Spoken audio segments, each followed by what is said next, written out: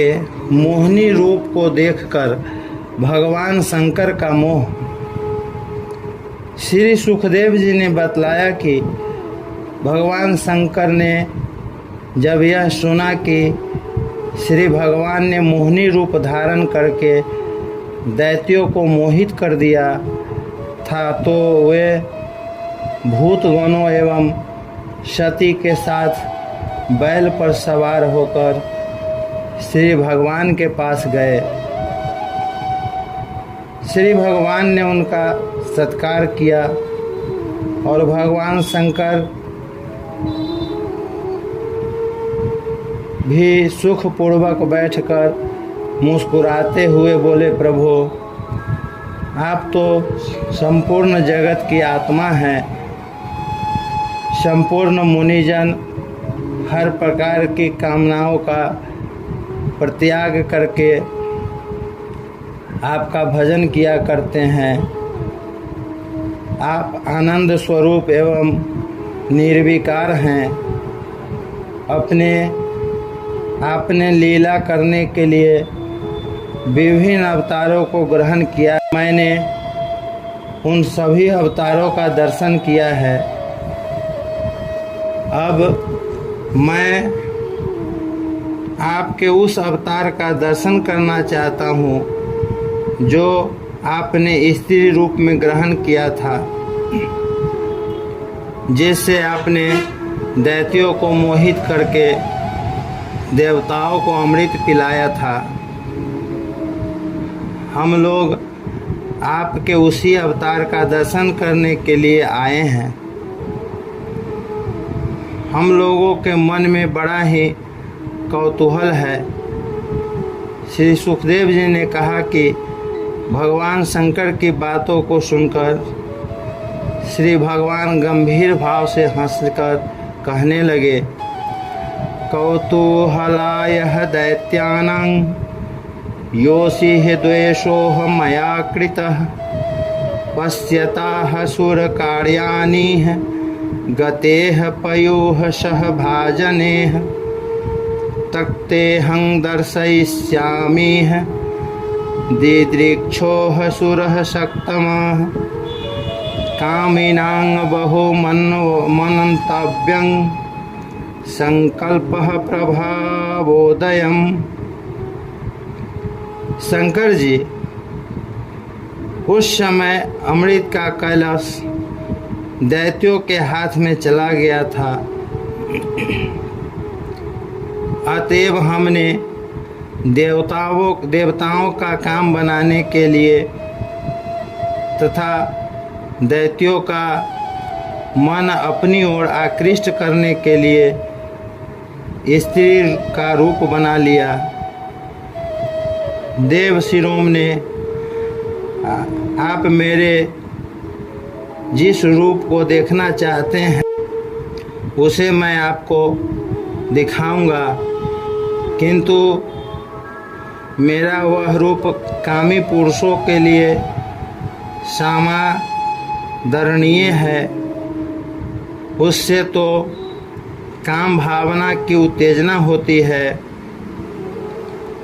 श्री सुखदेव जी ने कहा कि इस प्रकार बात करते करते भगवान विष्णु वहाँ से अंतर्ध्यान हो गए। सती के साथ बैठे हुए भगवान शंकर चारों तरफ देखने लगे। उन्होंने देखा कि सामने एक अत्यंत सुंदर उपवन है। वह अनेक प्रकार के वृक्षों एवं पुष्पों से भरा है। एक अत्यंत सुंदरी उसमें गेंद उछाल उछाल कर खेल रही थी। उसकी साड़ी अत्यंत सुंदर थी। गेंद खेलते समय उसके स्तन एवं हाड़ हिलने लगते थे। उसकी कमर बड़ी पतली थी। अपने पल्लव के समान सुकुमार चरणों से वह ठुमुक ठुमुक कर चलती थी। उसकी चंचल एवं विशाल आंखें, गालों पर लटकते हुए चमकते कुंडल एवं घुंघराले केस बड़े ही सुंदर लगते थे। साड़ी के सरक जाने पर तथा केसों के खुल जाने पर वह अपने सुकुमार बाएं हाथ से उन्हें संभालती थी। गेंद खेलते खेलते उसने लज्जापूर्वक मुस्कुराकर भगवान शंकर की ओर देखा। अब तो भगवान शंकर का मन उसके बस में ही था। भगवान शंकर का मन उनके बस में नहीं था। उनको अपनी भी सुध नहीं थी। एक बार गेंद उनके हाथों से उछलकर दूर चला गया। वह उसी ओर दौड़ी। उसी समय वायु उनकी झीनी साड़ी को उड़ा ले गया। यह देखकर भगवान शंकर अपने को रोक नहीं सके। सती के सामने ही वे लज्जा छोड़कर उसकी ओर चल पड़े। मोहिनी पहले से ही निर्वस्त्र हो चुकी थी। वह शंकर जी को अपनी ओर आते देखकर लज्जा के मारे वृक्ष की ओट में छिप गई और हंसने लगी। जब भगवान शंकर अपने बस में नहीं थे, वे उसके पीछे कामासक्त होकर दौड़ने लगे। उन्होंने उसका आलिंगन किया, किंतु वह उनके हाथों से छूटकर भाग गई। शंकर जी भी उसके पीछे पीछे दौड़ने लगे। मोहिनी के पीछे दौड़ते हुए भगवान शंकर अनेक ऋषि मुनियों के निवास स्थान में गए। उन्हें याद आई और जान गए कि भगवान ने आज हमें खूब छकाया, किंतु उनको यह समझकर कोई कष्ट नहीं था कि भगवान की माया का पार कौन पा सकता है।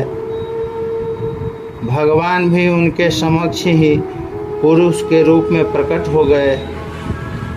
श्री भगवान ने कहा, दिष्टया त्वं विबुध श्रेष्ठः स्वांगनिष्ठाहमात्मना स्थितः यन्मे स्त्रीरूपयाः सवैरंह मोहितोह पयंगः माययाः।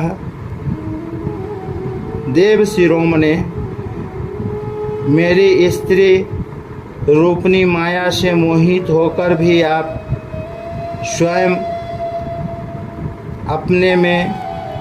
अपने निष्ठा में स्थित हो गए। यह बड़ी ही प्रसन्नता की बात है। मेरी माया अपार है। इस माया के चक्र में जो फंस जाता है उसका बचना मुश्किल होता है। बड़े बड़े लोग मेरी इस माया में फंस जाते हैं। इसके पश्चात भगवान शंकर का सत्कार करके श्री भगवान ने उन्हें विदा किया। भगवान शंकर ने श्री भगवान की माया की प्रबलता को कई बार ऋषियों के सभा में सती देवी के समक्ष वर्णन किया। उन्होंने कहा कि जब मैं उस माया के चक्र में फंस गया तो अन्य जीव को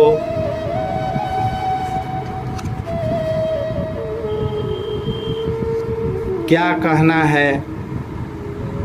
श्री भगवान ही सनातन पुरुष हैं। वे काल के समीप में भी कभी नहीं बंधते हैं।